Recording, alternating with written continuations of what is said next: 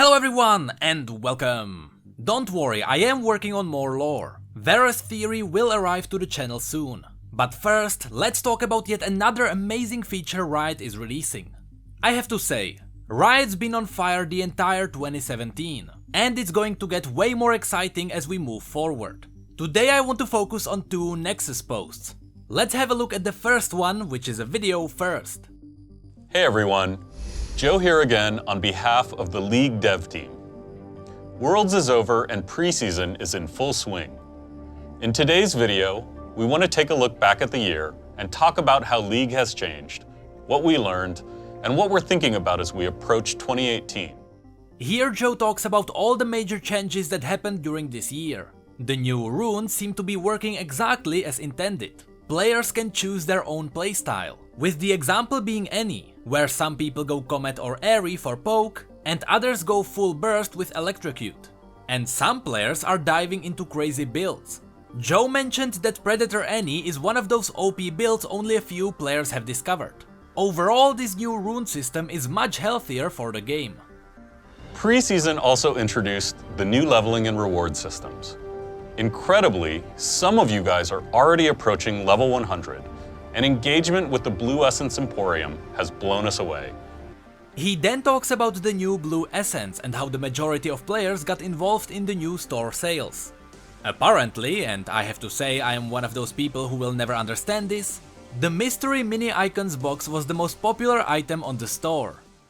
Not a Chroma skin, not a Gemstone, or a Ward skin.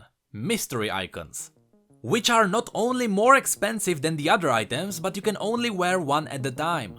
I don't know, I'm just a store icon hater, and I prefer earning my icons, so please don't get offended. Joe then talks about all the changes Riot has made to rewards based on player feedback, changes like regular Blue Essence rewards and better XP curve. Riot did a really good job at listening to the players this year, and to back it up with proof, Joe took us on a ride through all the major features added this year. We've got new client, practice tool, highlights viewer, missions, skin collection, new honor system, and the 10-band system. One problem still slipped through, and Riot had changed it behind the scenes. The new system accidentally increased the time before you get into the game. So, with some optimizations, Riot decreased champ select time by 30%, and increase the queue speed by about 2 to 3 times. And on top of that, you're able to get your role more often.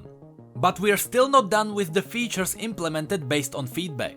We got surrender at 15, pink muting, skin portraits in the interface, more champions in the free rotation, ward at ping, self-sorting scoreboard, and role filters in champ select.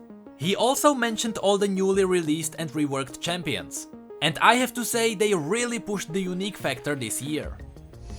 We continue to try to push our bar on unique gameplay and creative thematics, with new additions to the Rift like Zion Rakan, Kayn, Ornn, and most recently, Zoe. We also brought some old champs into the modern age with updates to Warwick, Galio, Urgot, and Evelynn. We created new interactive events around skins, like the Versus event for Dawnbringer Riven and Nightbringer Yasuo.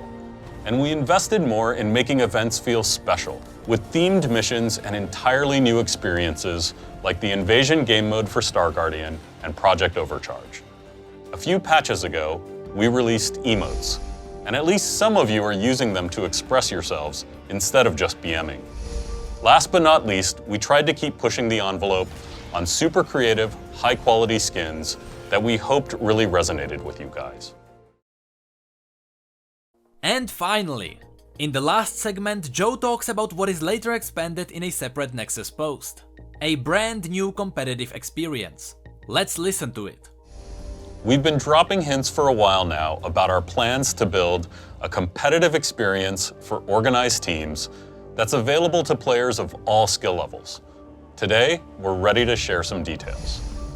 This new mode, which we're currently calling Clash, is a super high-stakes competitive experience for pre-made teams.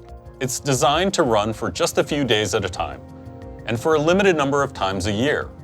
Our hope is that it feels like your own personal esports experience, where you can form lasting team bonds and fight against others for rewards that matter. no matter what your rank is. Clash will feature new tools to capture the feeling of being in a professional tournament. You'll be able to scout out your opponents so you can plan picks and bans before you play. In Champ Select, you'll use the same draft format the pros use. We want the stakes to be high and all players to be committed for the duration. So entry will require a buy-in using tickets, which you'll be able to earn or purchase. Putting your essence or RP on the line with a ticket means you'll have more at stake, but you'll also have access to better prizes. We're still nailing down the details, but we think the bigger risks and rewards will make Clash one of the most exciting ways to play League in 2018. This is big. This is basically a brand new way to play League, and it is definitely a way to bring excitement into team play. Now, let's have a look at the post written by Amwalrus and Draggles. First of all, if you're from the EU or the Turkish servers, pay extra attention to this post, because Clash is happening there this weekend. So, at the beginning they described how ranked teams used to play. Usually it was hard to get 4 players that would commit to the grind to Diamond throughout the entire year. And as players fell off, the queue times increased and the matchmaking became worse. So even though playing S5 is fun, playing ranked S5 used to be awful for most of the players. And what's worse is that the esports scene is highly popular. So there were a few questions the team had to ask themselves. Could we bring the same feels to League players in client? Could we build something high stakes and team-based that was competitive for all players, regardless of their skill level? Could we make it an intense sprint, in contrast to the marathon of ranked? And how could we make winning teams feel like legendary champions? And that's how Clash was born. By the way, during the recording of this video I realized something. Clash was probably named after Clash of Fates, the original name of League of Legends. Clash is a team-based competitive mode that will run a couple of times each month. This eliminates the need to grind for the entire year. You can get together a team, have fun throughout the weekend and be done with it. In Clash you work your way up through brackets, and each day you play a game to move further up. But, in case you don't have time the first day, you can start the next day and progress through new brackets. But because you missed a day, you won't be able to fight for the highest prize. Think of it like each day being a chance to upgrade your prize. So that's how Clash works. Now why does it even exist? Clash should accomplish the following things. It should provide teams with thrilling and intense competition at their skill level, feel like the ultimate way to play League as a 5-person pre-mate, and it should deliver real rewards and ways to show them off for the years to come. So let's see how they accomplished it. First of all, Clash tournaments will feature adaptive tier-based matchmaking. It will average out the rankings of all the team members and place you in a tier. Currently there are 4 different tiers. Personally, as a high platinum player, I got placed into tier 2.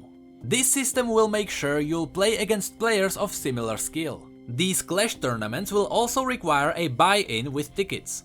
Tickets are obtainable with Blue Essence, Riot Points, or earnable in other ways like missions.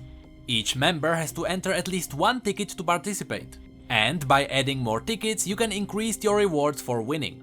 Since you're essentially betting a currency on your games, this makes winning even more exciting. Also, to simulate the pro scene, before each game there will be a scouting phase. During this time you can look up your enemies, see what champions they are good at, and ban champions to your advantage.